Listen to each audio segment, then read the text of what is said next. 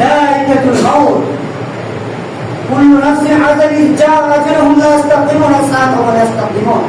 এই হায়াতের জীবন শেষ হয়ে যাবে, চিরকাল থাকবো না আমরা। আল্লাহ তাআলার কাছে আমাদেরকে ফিরে যেতে হবে।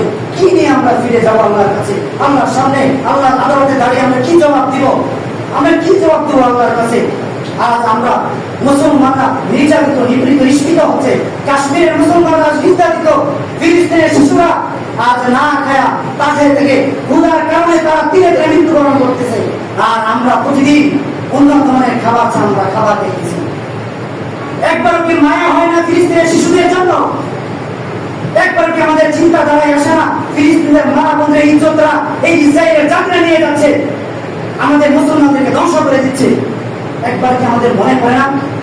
আমরা কি পাই না আমাদের দল বল সব নির্বিশেষে আমাদের বংশ মর্যাদা সবকিছু একসাথে এক সাইডে রেখে মুসলমান হিসেবে একে অপরের হাত ধরে বাতিলের বিরোধিতা করার শক্তিকে আমরা রাখি না? প্রিয় ভাইরা আমার, আসুন আমরা প্রতিজ্ঞা করি, আমার দল ভিন্ন হতে পারে, আমার জাত ভিন্ন হতে পারে, আমার বংশ মর্যাদা ভিন্ন হতে পারে, দিন শেষে সবার উঠে আমার পরিচয় আমার পরিচিতি আমি মুসলমান। আমরা প্রত্যেকে মুসলমান তো ইনশাআল্লাহ নাকি? হাত তুলে না সবাই কি মুসলমান? অনেকে হাত তুলে না সবাই মুসলমান।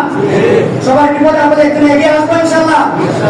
আল্লাহ তাআলা সবাইকে কবুল করুন এবং কালিমা যে পড়েছি সেই কালিমার মর্যাদা যেন আমরা বুঝতে পারি, কালিমার সম্মান যেন আমরা দিতে পারি, সেই তৌফিক আল্লাহ তাআলা আমাদেরকে দান করুন।